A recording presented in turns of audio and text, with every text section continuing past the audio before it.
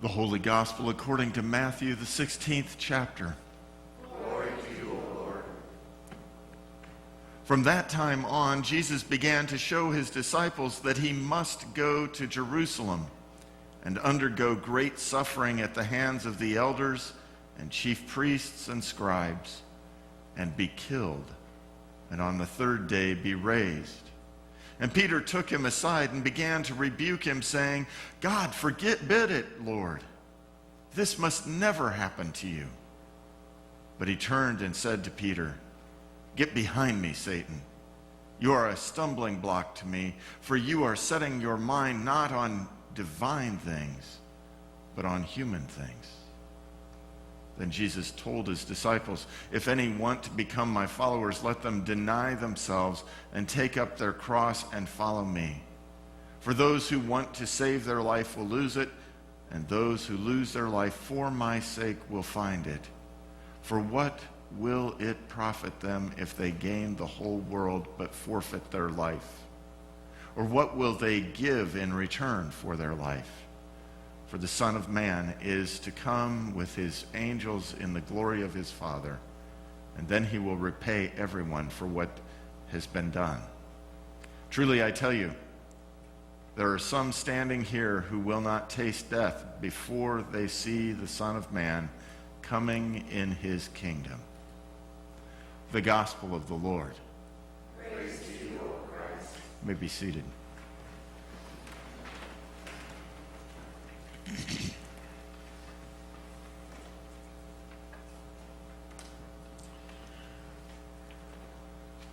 Two moments. Wednesday evening, parents and youth, 7th graders and 8th graders gathered. The associate pastor gives those who are gathered a task with bits of possibilities laying on the table. They are to work together to create something that speaks of faith. Moments later, the senior pastor encouraged all to consider the purpose of this ministry that we call confirmation. The suggestion is that in the end, the goal of that activity is that these young people, all that they do, all that they say, well, whether they do it within the life of the church or whether they do it wherever they are in the world, that it speaks what they believe about who God is.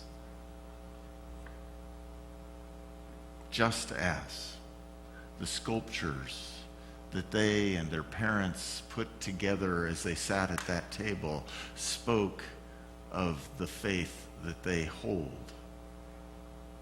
You see, our individual faith statements grow stronger for being part of a larger community as our faith statements come together to be one collective faith statement that announces the love of God every day and in every way. Then Thursday morning, the senior pastor goes to meet with a member of the congregation. She has summoned him.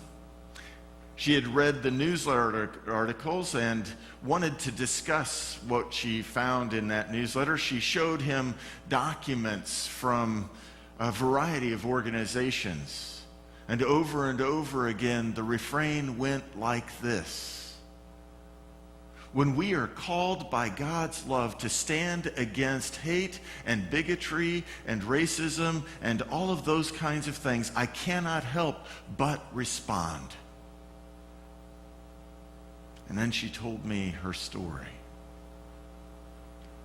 Her story of working in and through the church at various levels over the years in so many ways. And then she shared what she's doing today.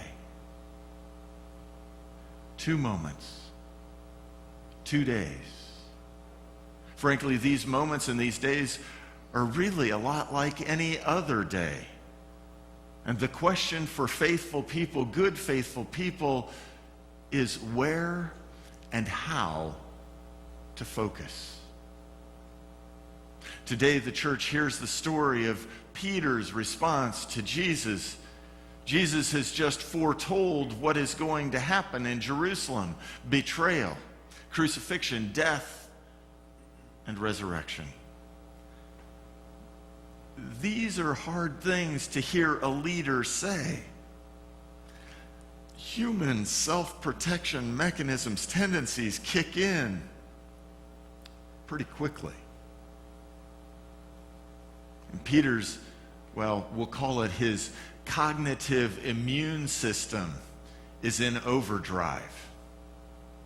In his head, he's thinking, this cannot happen. And so the same Peter, who just moments ago confessed Jesus to be the Messiah, the Son of the living God, this Peter, who got it so right, now pulls Jesus aside and intends to rebuke the Messiah, the Son of the living God. God forbid it. This can never happen to you. The question for the faithful is where and how to focus. Jesus turns to Peter and names Peter's wonky focus. Get behind me, Satan. You are a stumbling block to me. You are setting your mind not on divine things, but on human things. Peter's reality, indeed the reality of many faithful people, is nothing less than seeing and believing and confessing God's very present reality right here and right now, and then acting like we know better than God. Peter's reality, indeed the reality for many faithful, is hearing God's call and then getting distracted by hopes and dreams and worldly possibility. Stumbling blocks for God's way. Now, Jesus describes what it means to keep the focus on the reign of God. This is the question put to confirmation students and their parents. This is the question that my octogenarian friend continues to wrestle with. This is the question for the faithful every day. Living into the reign of God means putting aside oneself, one's own preferences, one's own hopes and dreams, or in Jesus' words, deny self. Living into the reign of God means living in a manner that is cross-shaped, attending to God's desire, doing what God calls, seeking peace, working for justice, not human justice of retribution, but God's reconciling justice, grounded in love. Or in Jesus' words, take up the cross. Living into God's reign means knowing the cost of discipleship and moving forward into that cost, and sometimes the loss that comes with it. Knowing that on the other side, the light and life and healing and reconciliation and forgiveness and the glorious truth of God's presence is real.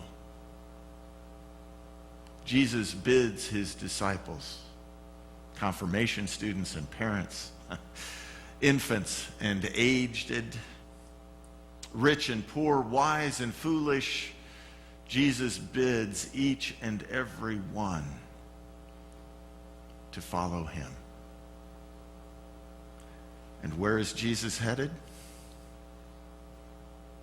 Jesus is headed to Jerusalem, where he will undergo great suffering and be killed and be raised.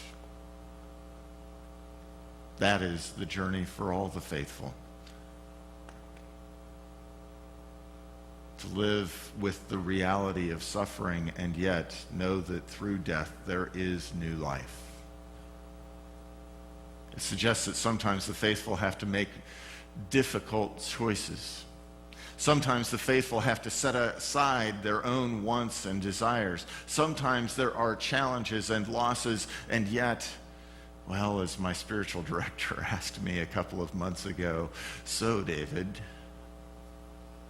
what needs to die for you to live into what God desires for you? What God has called you to be? What, indeed? What or where will the focus be? On divine things or on human things? You see, the promise has already been made. The ability to recognize Jesus as the Messiah, the Son of the living God, is not of human origin, but of divine origin. Such recognition is from God.